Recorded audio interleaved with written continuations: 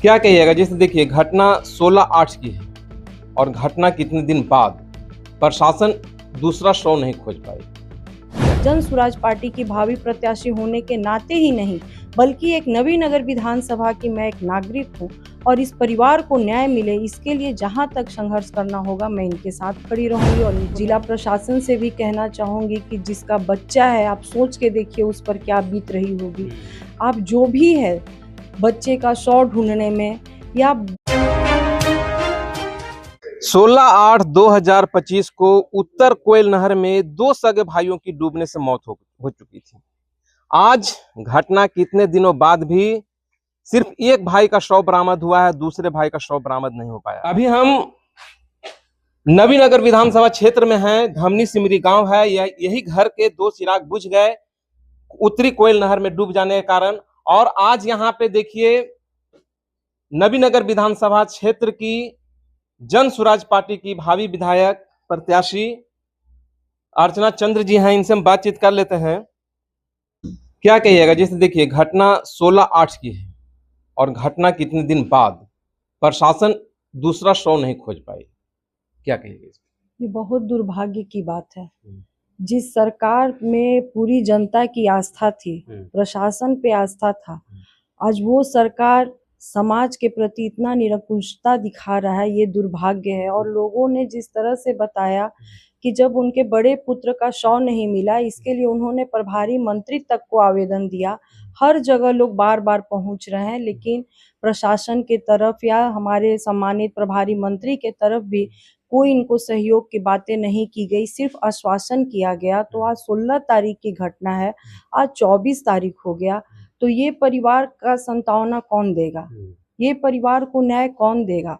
आज इसी दरमियान सभी लोग जिन लोगों को, समाज के जिस वर्ग को इनसे आस्था है, उम्मीद है कि नहीं इनको न्याय मिलना चाहिए, आज सभी पूरे नवीनगर विधानसभा से ही नहीं, बाहर से भी, नवादा से भी, औरंगाबाद जिला से सभी बुद्धिजीवी वर्ग आए हैं कि प्रशासन से कहने और प्रभारी मंत्री जी से कहने कि इन्हें संतावना दे और इनके साथ जो ये न्याय की मांग कर रहे हैं, जो जेन्युइन मांग है पूरे समाज का, क्योंकि किसी भी परिवार में इतनी बड़ी घटना होती है वो परिवार बिल्कुल विचलित हो जाता है।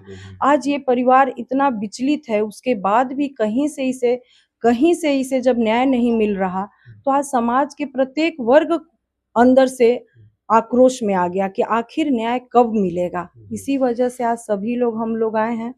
आपके माध्यम से मैं प्रभारी मंत्री जी से भी कहना चाहूंगी कि आप इस जिले के प्रभारी मंत्री हैं, आपको देखना काम है। जिला प्रशासन से भी कहना चाहूंगी कि जिसका बच्चा है, आप सोच के देखिए उस पर क्या बीत रही होगी।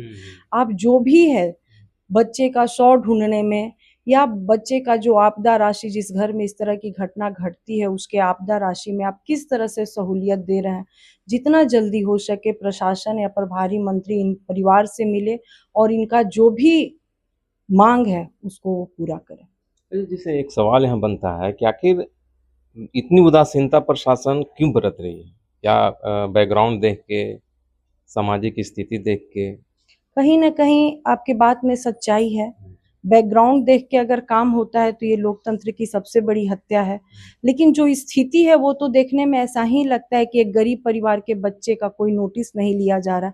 जब मैं उनके पिता से मिली थी तो जिस तरह से वो बता रहे थे कि उनका बड़ा पुत्र इतना योग्य था और वो कर्ज लेकर अपने बच्चे को पढ़ा रहे थे। उनका बच्चा बी फार्मा भोपाल से कर रहा था, अब लास्ट ईयर उसका चल रहा था।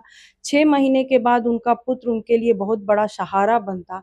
आज वो पिता ऐसे योग्य पुत्र को खो दिया। तो कहीं न कहीं समाज या प्रशासन या प्रभारी मंत्री जिस तरह की निरंकुशता दिखा रहे हैं, तो इसमें कोई शक नहीं कि ये समाज के अंतिम व्यक्ति हैं, ये समाज का गरीब तबका है, तभी अभी तक उनको न्याय नहीं मिला है। अच्छा, जन स्वराज पार्टी से आप भावी प्रत्याशी हैं नवीनगर विधानसभा से। जन स्वराज का और आपका इस परिवार को न्याय दिलाने में क्या योगदान? पूरा योगदान रहेगा, क्योंकि हमारी पार्टी की सोच ही यही है। हमारी पार्टी का यही कहना है कि खासकर इस बिहार की जो परिदृश्य है, अब सभी लोग समझ रहे हैं कि जब भी हमारे यहाँ समाज के प्रत्येक वर्ग की बात जरूर की जाती है, कोई भी सत्ताधारी हो या विपक्ष में बैठा हो, सभी लोग न्याय की बात जरूर करता है, लेकिन न्याय की धरातल पर क्या स्थिति है ये किसी से छिपा हुआ नहीं।